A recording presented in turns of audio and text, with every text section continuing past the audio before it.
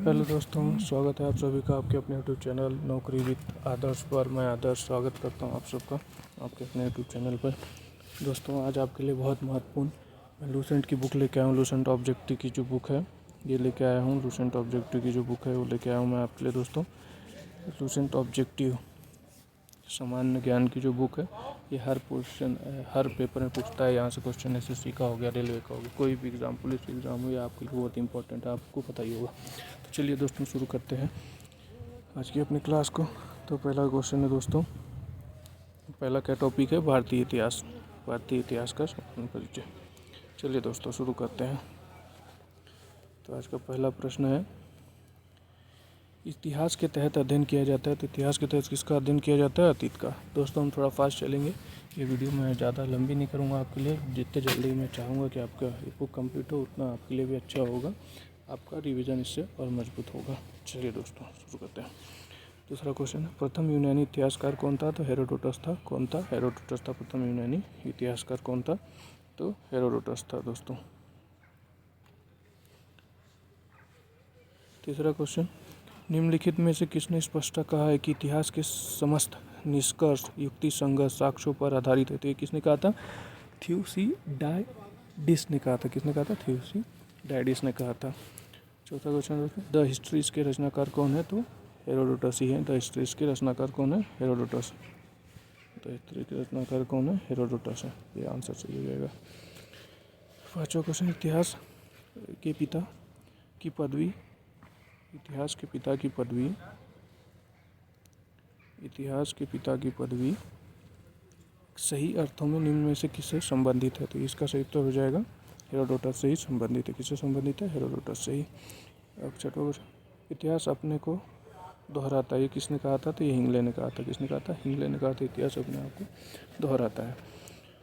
सातवां क्वेश्चन, हम इतिहास से सीखते हैं कि आदमी इतिहास से कभी कुछ नहीं सीखता। ये कथन किसका है? तो ये भी हिंगले का कथन है कि हम इतिहास से ये सीखते हैं कि आदमी इतिहास से कुछ नहीं सीखता। ये कथन किसका है? हिंगले का है। आठवां क्वेश्चन हो जाएगा, किसका कथन है कि समस्त इतिहास वर्ग संघर्ष का इतिहास है? तो ये कथन कार्ल मार्क्स का है कि समस्त इतिहास किसका? वर्ग संघर्ष का इतिहास है। नवा क्वेश्चन, निम्नलिखित में से कौन सा एक इतिहास के विषय में मार्क्स के दृष्टिकोण का संक्षिप्त वर्णन करता है? तो बी ऑप्शन सही हो जाएगा। इतिहास शोषक और शोषित वर्गों के बीच संघर्ष का सिलसिला है। इतिहास क्या है? शोषक और शोषित वर्गों के बीच संघर्ष का सिलसिला। ये किसने कहा था? मार्क्स के दृष्टिकोण से कहा गया था।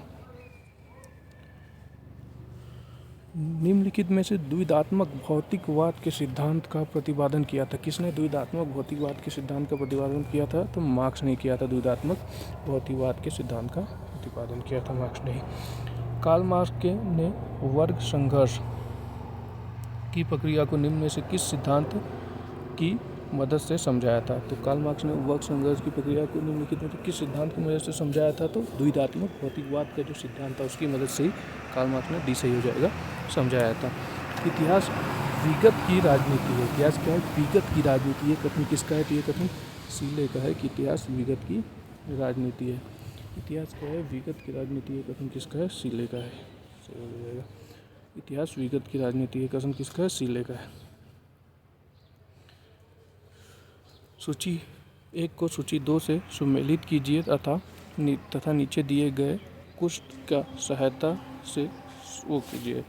तो शुरू करते हैं दोस्तों। चलिए, सूची 1 से सूची 2 को सुमेलित करना है। सूची 1 को सूची 2 से सुमेलित कीजिए।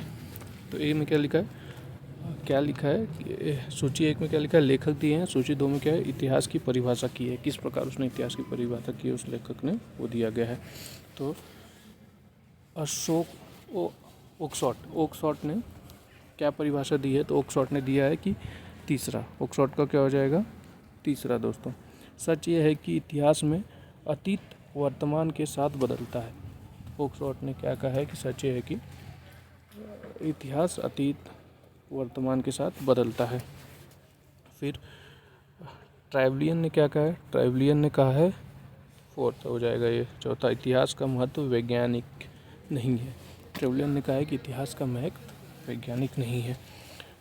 कॉलिंगवुड ने क्या कहा है? कॉलिंगवुड ने कहा है संपूर्ण इतिहास विचारों का इतिहास है। ए कॉलिंगवुड ने क्या कहा है, संपूर्ण इतिहास विचारों का इतिहास है। किसने कहा है, कॉलिंगवुड ने कहा है कि संपूर्ण इतिहास विचारों का इतिहास है।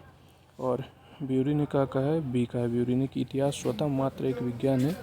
इतिहास क्या है, ब्यूरी ने कहा है कि इतिहास स्वतः मात्र एक विज्ञान है, इससे कम नहीं और इससे अधिक नहीं, ये ब्यूरी ने कहा है। तो दोस्तों अगला क्वेश्चन देखते हैं, 14वां क्वेश्चन। किस इतिहास दर्शन शास्त्री ने कहा था समस्त इतिहास समकालीन इतिहास है? तो ये किसने कहा था, बेनेडिटो क्रोचे ने कहा था। बेनेडिटो क्रोचे ने कहा था कि समस्त इतिहास समकालीन इतिहास है।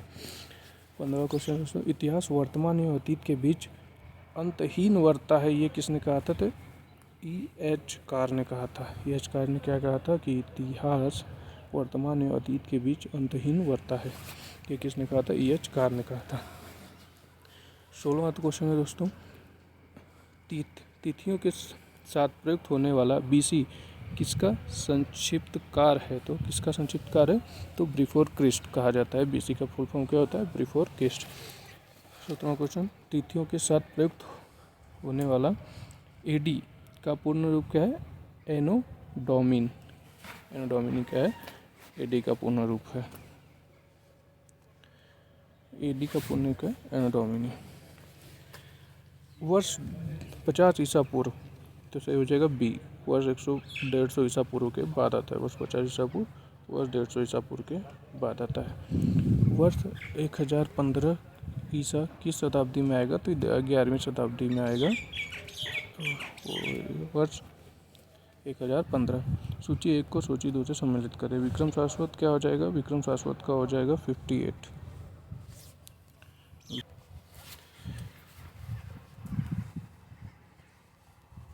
विक्रम शाश्वत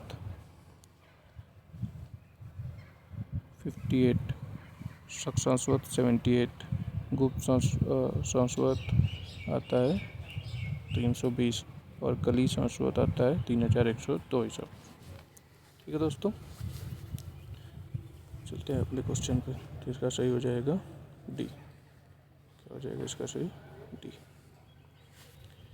चलिए, विक्रम शाश्वत कब प्रारंभ हुआ था? तो विक्रम शाश्वत प्रारंभ हुआ था 58 ईसा पूर्व में प्रारंभ। शक शाश्वत प्रारंभ किस सम्राट के शासनकाल में 78 ईसा में हुआ था? तो कनिष्क सम्राट थे उस टाइम, कनिष्क सम्राट के शासनकाल में हुआ था।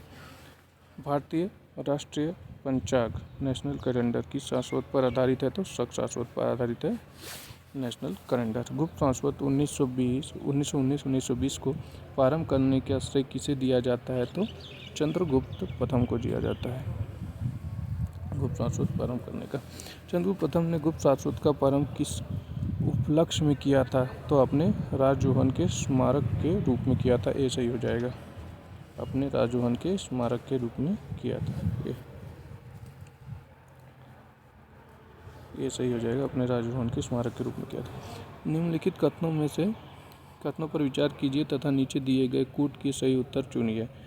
तो विक्रम शाश्वत कब आरंभ हुआ था? 58 ईसा पूर्व में, सही है। शक शाश्वत 78 और गुप्त शाश्वत 319 में आरंभ हुआ था। तो सही उत्तर क्या हो जाएगा? सी हो जाएगा। भारत में मुसलमान शासन, चौथा गलत इसलिए हो जाएगा क्योंकि क्या बोला उसमें कि भारत में मुसलमान शासन का युग सन 1192 में शुरू हुआ। तो गलत है। मुसलमान शासन का आरंभ कब हुआ? बाबर की जो पानीपत की पहली लड़ाई हुई थी, कब? 1526 में।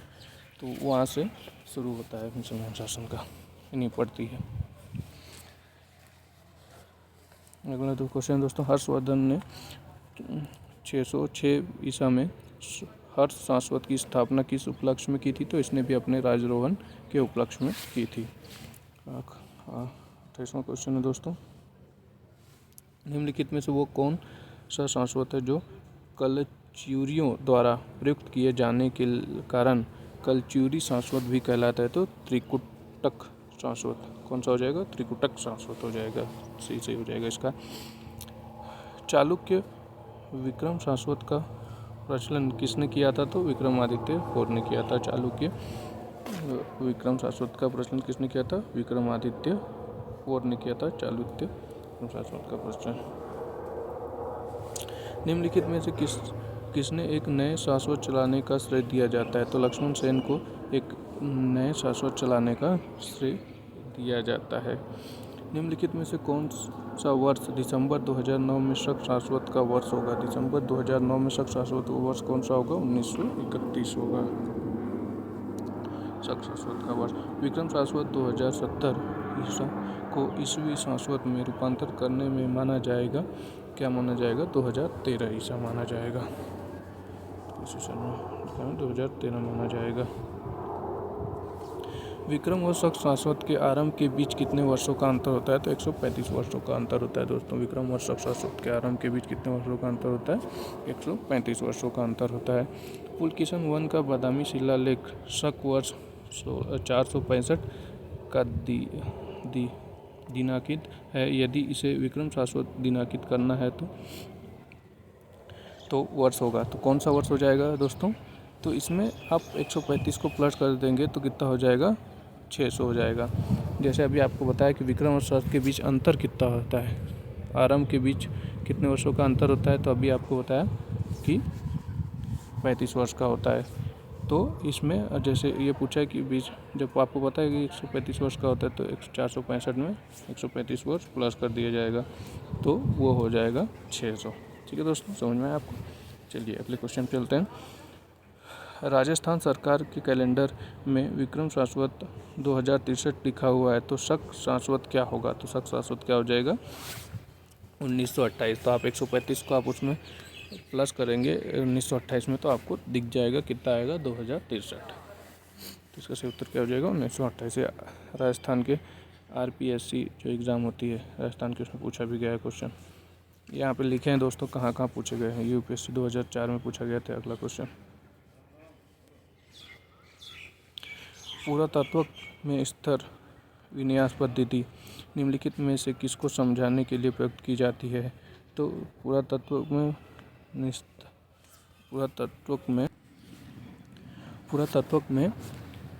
स्तर विन्यास पद्धति निम्नलिखित में से किसके समझाने के लिए प्रयुक्त की जाती है? तो इसका हो जाएगा भौतिक अवशेषों के क्रमानिक निक्षेप को, भौतिक अवशेष के क्रमिक निक्षेप को समझाने के लिए की जाती है। कार्बन 14 तिथि निर्धारण पद्धति का विकास किसने किया था? तो विलियम लिब्बी ने किया था। कार्बन 14 पद्धति का विकास किसने किया था? तिथि निर्धारण पद्धति का विकास तो विलियम लिब्बी ने किया था। काष्ठ, अस्थि और शंख के पुरातत्वीय नमूने का काल निर्धारण करने के लिए निम्नलिखित में से कौन सा अपनाया जाता है? तो कार्बन 14 ही अपनाया जाता है। कार्बन डेटिंग निम्नलिखित की आयु निर्धारण में प्रयुक्त किया जाता है। तो कार्बन 14 है किसके लिए जाता है? तो जियोस्म की आयु के लिए प्रयुक्त किया जाता है। कार्बन 14 किसकी आयु के लिए प्रयुक्त किया जाता है? जियोस्म के लिए। प्रागैतिहासिक का अंत एवं इतिहास का आरंभ तब माना जाता है जब, कब माना जाता है? तो जब मानव ने लिखना सीखा था। जब मानव ने लिखना सीखा था तब माना जाता है प्रागैतिहासिक का अंत और इतिहास का आरंभ। भारत के संबंध में इतिहास का हिस्टोरिक पीरियड का आरंभ कब से हुआ था? तो 600 ईसा पूर्व से हुआ था भारत के संबंध में। सिंधु घाटी सभ्यता को अर्ध ऐतिहासिक सभ्यता कहा जाता है क्योंकि इसमें ये प्रमाण मिला था, लेखन का प्रमाण मिला था इसमें। शक शाश्वत पर आधारित राष्ट्रीय पंचांग नेशनल कैलेंडर का एक चैत्र ग्रेगोरियन कैलेंडर की निम्नलिखित तिथियों में से किसे एक तदनुरूप है? किसमें तदनुरूप है? तो 22 मार्च अथवा 21 मार्च, ये ऑप्शन सही हो जाएगा। 44वां क्वेश्चन देखते हैं दोस्तों। किसने इतिहास को प्राचीन, मध्यकालीन और आधुनिक 3 भागों में बांटकर देखने का रिझाव चलाया था? तो किसने चलाया था? इसका सही उत्तर सिलेरियस ने चलाया था। किसने चलाया था? सिलेरियस ने। निम्नलिखित में से किसने गुप्त शाश्वत के प्रारंभ के निर्धारण के संबंध में महत्वपूर्ण सूचना दी थी? तो अल-बरूनी ने दी थी महत्वपूर्ण सूचना। तो ये थे दोस्तों आज के 45 क्वेश्चन जो डोसेंट ऑब्जेक्टिव की जो बुक है आपकी, उसमें पूछा गया है। इतिहास का पहला टॉपिक आज हमने पूरा ख़त्म कर दिया है। भारतीय इतिहास का जो सामान्य परिचय था, भारतीय इतिहास में जो पहला टॉपिक था सामान्य परिचय, इसको मैंने 45 क्वेश्चन जो न्यूसेंट ऑब्जेक्ट की बुक में दिया है ये मैंने आपको करा दिया है। ये वीडियो को आप 2-3 बार देखेंगे तो आपको ये पूरे पहला पॉइंट याद हो जाएगा। तो ऐसी इसकी वीडियो आएगी आपकी 5-6, इसमें आपको पूरा भारतीय इतिहास में ऑब्जेक्टिव में जो क्वेश्चन पूछे हैं पूरा करवा दूंगा। तो मिलते हैं दोस्तों अगले क्लास में, अति महत्वपूर्ण क्लास में। तो ठीक है दोस्तों, जय हिंद, जय भारत।